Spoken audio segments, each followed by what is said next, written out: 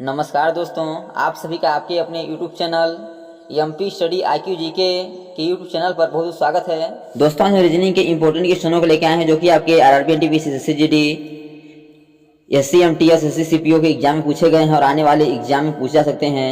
यदि आप रेलवे या SSC किसी भी एग्जाम की तैयारी कर रहे होंगे तो आपके एग्जाम के लिए रीजनिंग के सभी क्वेश्चन बहुत ही महत्वपूर्ण हैं। तो चलिए बिना देरी किए हुए अपने क्वेश्चन को आगे बढ़ते हैं, जिसमें पहला क्वेश्चन दिया गया है कि निम्नलिखित आकृति श्रृंखला को पूरा कीजिए। बताना है कि जिस प्रकार आपका ये 3 आकृति बने हुए हैं उसी प्रकार अगला आकृति क्या हो जाएगा, यानी इस जो क्वेश्चन मार्क दिख रहा है इसकी जगह पे कौन सी आकृति हो जाएगी। आपको 4 ऑप्शन दिया गया है, आकृति A, B, C और D।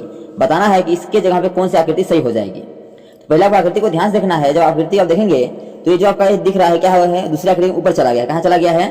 ऊपर चला गया। और तीनों आपका सेम ऐसे ही है। फिर तीसरी आकृति देखिएगा, ऊपर वाला फिर नीचे आ गया है, फिर बीच वाला ये वाला ऊपर चला गया है, यानी कि ये ऊपर चला गया है और तीनों आपके सेम है। अगला क्या होगा? अगला जो ये वाला है ना, ये वाला आपका ऊपर चला जाएगा, यानी कि इस प्रकार से ये आपका इस प्रकार हो जाएगा, ये आपका ऊपर में हो जाएगा इस प्रकार से, इस प्रकार से। और सेम आपके सब ऐसे ही बनेंगे और जो आपके जो बचे हैं ये आपके सेम ऐसे ही रहेंगे, यानी कि ऐसे ही रहेंगे। काला हो जाएगा, काला कर दिया जाएगा। और आपका जो बचेगा ये आपका दिखेगा तो ये क्या है आपका, ये नीचे हो जाएगा, जो ऊपर में है ये आपका इस प्रकार से यहाँ गोला हो जाएगा, ये भी आपका इस प्रकार से ही रहेगा। और आपका ये जो आ रहा है ये भी आपका इस प्रकार से ही रहेगा, इस प्रकार आपका आकृति बनेगा। अब देखिए इस प्रकार किसमें दिख रहा है, देखिए तो आपका ये ऑप्शन नंबर डी में दिख रहा है, इसका option number D correct answer हो जाएगा। अगला दिया गया है, यह क्वेश्चन आपका क्रम व्यवस्था से है कि निम्नलिखित शब्दों को सार्थक क्रम में व्यवस्थित करें। आपको प्लास्टर, पेंटिंग, नींव, दीवारें और छत यह दिया गया है। बताना है कि सार्थक क्रम क्या हो जाएगा, यानी सबसे पहले क्या होगा उसके बाद क्या होगा। तो सबसे पहले आपका नींव पड़ेगा, यानी सबसे पहले क्या होगा, नींव पड़ेगा। और नींव का नंबर 3 है, पहले 3 कर देंगे। जब नींव पड़ जाएगा क्या बनेगा, हमारा दीवार बनेगा। क्या बनेगा? दीवार बनेगा। यह 4 नंबर पे 4 कर देंगे। जब दीवार बन जाएगा तो क्या होगा, फिर छत पड़ेगा, यह आपका नंबर 5 पे है, 5 कर देंगे। जब छत पड़ जाएगा तो क्या करेंगे, उसमें प्लास्टर करेंगे, ये हमारा 1 पे है, 1 कर देंगे। प्लास्टर हो जाएगा तो क्या करेंगे, पेंटिंग करेंगे और ये आपका 2 पर है। तो क्रम क्या होगा, 3 4 5 1 2 होगा। अब देखिए 3 से केवल 2 ऑप्शन स्टार्ट है, तो ऑप्शन नंबर सी और आपका बी पहले से कट जाएगा। तो ऑप्शन नंबर ए देखते हैं, 3 4 1 2 5। तो 3 4 1 2 5 आपका गलत हो जाएगा, क्योंकि दिया क्या है 3 4 5 1 2। 3 4 5 1 2 आपका ऑप्शन नंबर डी में है, इसका option number D correct answer हो जाएगा। अगला दिया गया है, यह क्वेश्चन आपका कैलेंडर से है कि यदि किसी महीने की 2 तारीख को सोमवार है तो उस महीने की 24 तारीख को कौन सा दिन होगा। बताना है, यदि किसी महीने की 2 तारीख को, 2 तारीख क्या दिया है, 2 तारीख को आपका दिन दिया है सोमवार, क्या दिया है, सोमवार दिया है। तो बोला है कि उस महीने में 24 तारीख को कौन सा दिन होगा। अब आपको पता होगा कि एक सप्ताह में 7 दिन होते हैं और प्रत्येक 7 दिन बाद दिन क्या होते हैं, रिपीट होते हैं, यानी कि संडे के बाद पुनः 7 दिन बाद संडे आता है।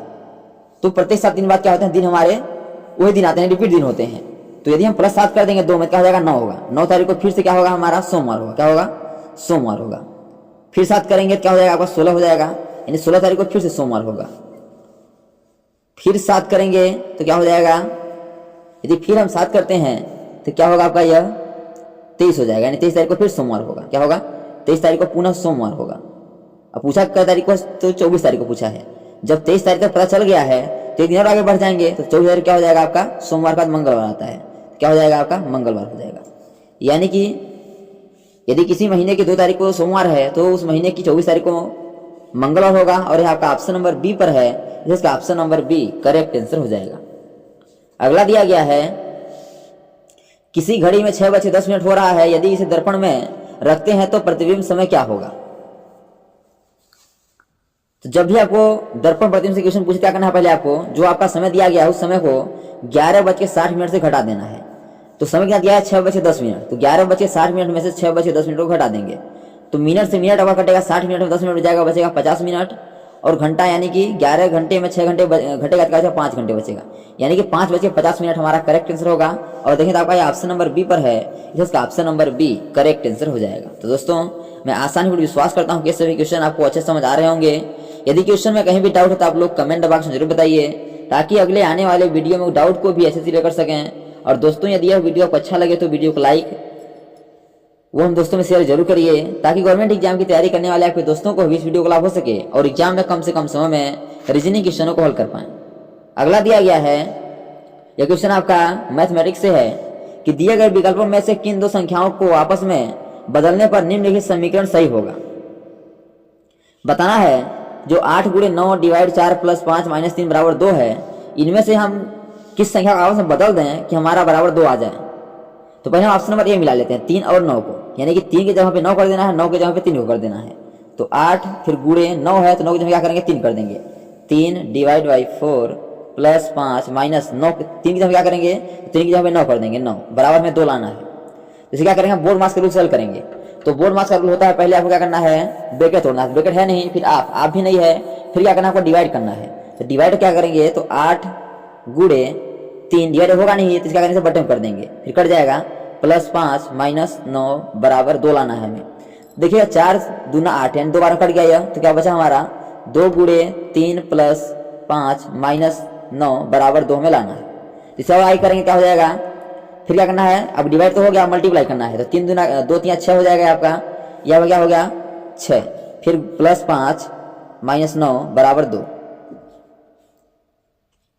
फिर साइड करेंगे क्या हो जाएगा यह, पहले फिर इसे जोड़ देंगे, क्या करेंगे जोड़ देंगे, 6 5 11 हो जाएगा और माइनस क्या है 9 बराबर 2 में लाना है। तो 11 में यदि हम 9 घटेगा क्या बचेगा 2 बचेगा, यानी 2 बराबर 2 आ रहा है, यानी कि बराबर 2 हमारा आ गया।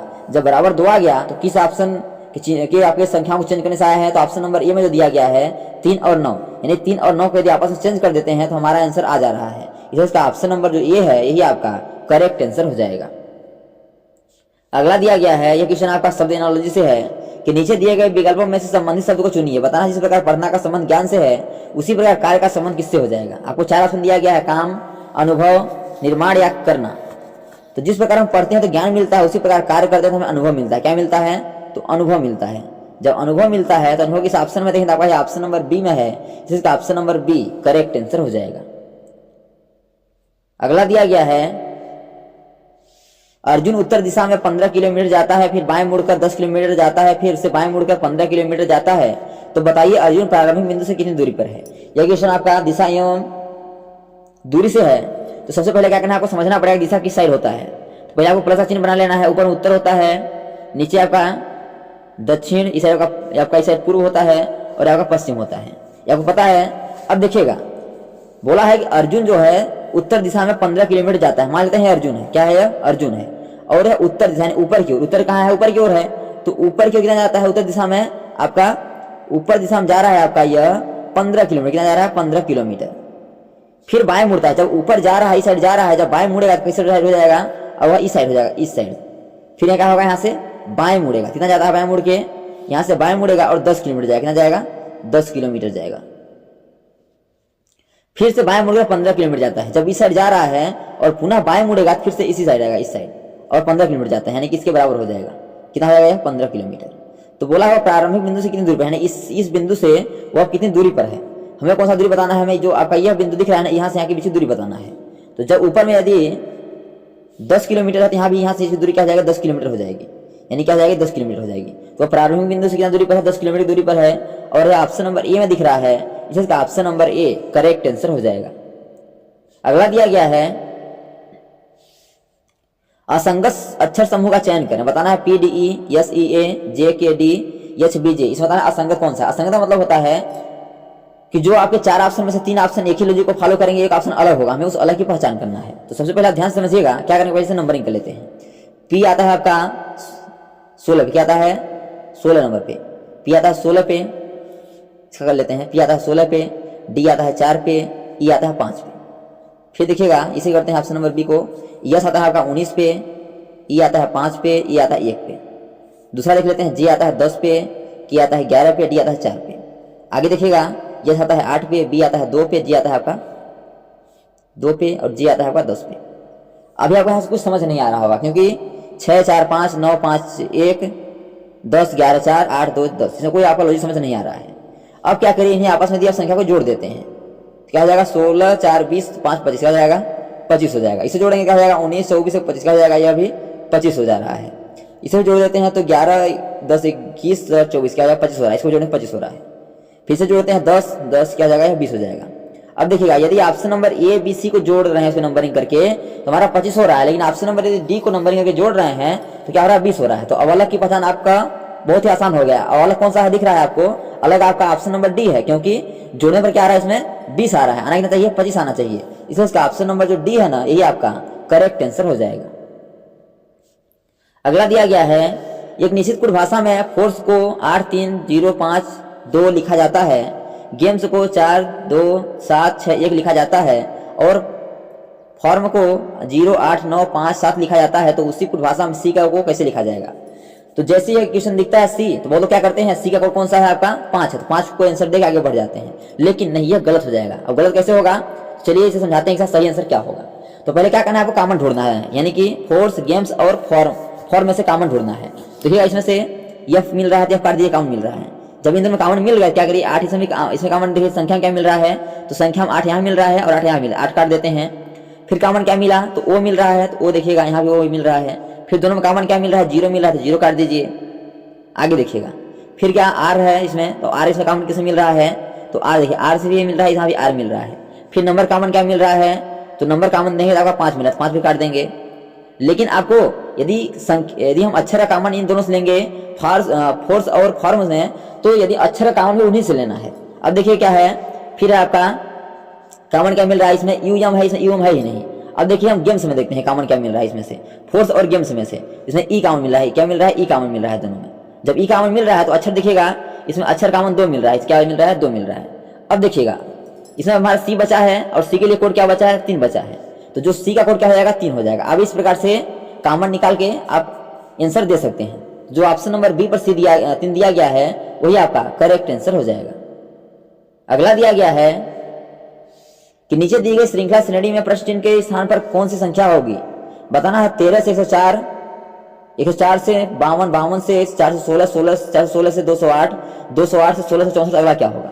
तो आप इसे ध्यान से देखेंगे, संख्या बढ़ रही है, फिर घट रही है, फिर बढ़ घट रही है। जब संख्या बढ़ घट रही है क्या करना है आपको, एक संख्या का अंतर देख के हल करना है। यदि हम 13 से 52 जाते हैं क्या होगा, 13 गुणी 4 करके क्या होगा, 13 चौको 52 होगा। फिर 52 से हम यदि एक संख्या छोड़ते हैं क्या होगा 208, इसका भी यदि 4 गुना करेंगे 208 हो जाएगा। तो यदि हम क्या होगा 4 गुना कर रहे हैं, इसका भी 208 का भी 4 गुना कर दीजिए, क्या हो जाएगा आपका यह 832 हो जाएगा। यानी इस क्वेश्चन में जो हमें क्या होगा 832 हमारा करेक्ट आंसर होगा। अब देखिए 832 इस ऑप्शन में देखें तो आपका ऑप्शन नंबर बी पर है, इसका option number B correct answer हो जाएगा। अब जो आप छोड़े उसको मिला सकते हैं, 104 से 416 हुआ है, इसका भी 4 गुना हुआ है। 416 से 1664 हुआ, इसका भी 4 गुना हुआ है। यदि आगे और पूछता आपसे, इससे भी आगे पूछता क्या करना था आपको, फिर 4 गुना कर देते तो हमारा इसका भी आंसर आया था। लेकिन पूछा है हमारा केवल 832 से पूछा है, एक ही क्वेश्चन मार्क है, तो हमारा 832 करेक्ट आंसर हो जाएगा।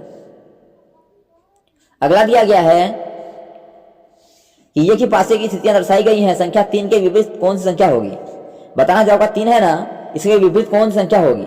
तो जो आपका 2 पासा दिया गया इससे पहले कॉमन ढूंढिए। तो 3 और 6 दोनों में 3 और 6 क्या है, कॉमन है। जब 3 और 6 कॉमन मिल जाए, जो आपका 2 और 5 बचा है, 2 और 5 क्या है आपस में विपरीत हो जाएंगे, आपस में विपरीत हो जाएंगे। 2 का विपरीत 5, 5 का विपरीत 2 हो जाएगा। लेकिन जब आपसे जो कॉमन मिल गया उसी का विपरीत पूछते तो क्या करना है आपको, ये पहले आपको समझना पड़ेगा कि एक पासे में 1 से 6 तक के फलक होते हैं। जब 1 से 6 तक के फलक होते हैं तो इसमें दिख क्या नहीं रहा है, तो देखिएगा 3, 6, 5, 3, 2, 6 दिख रहा है। इसमें 1 और 4 नहीं दिख रहा है। जो 1 और 4 नहीं दिख रहा है ना, वही क्या होगा 3 और 6 का विपरीत हो जाएगा। लेकिन यह फिक्स नहीं कहा जा सकता है कि 3 का विपरीत 1 होगा, 4 होगा, यानी कि 1 और 4 में से कोई 1 होगा। अब देखिए यह 1 और 4 किसमें दिया गया है, तो ऑप्शन नंबर सी में दिया गया है, इसका option number C correct answer हो जाएगा। अगला दिया गया है कि नीचे दिए गए विकल्पों में से संबंधित संख्या को चुनिए,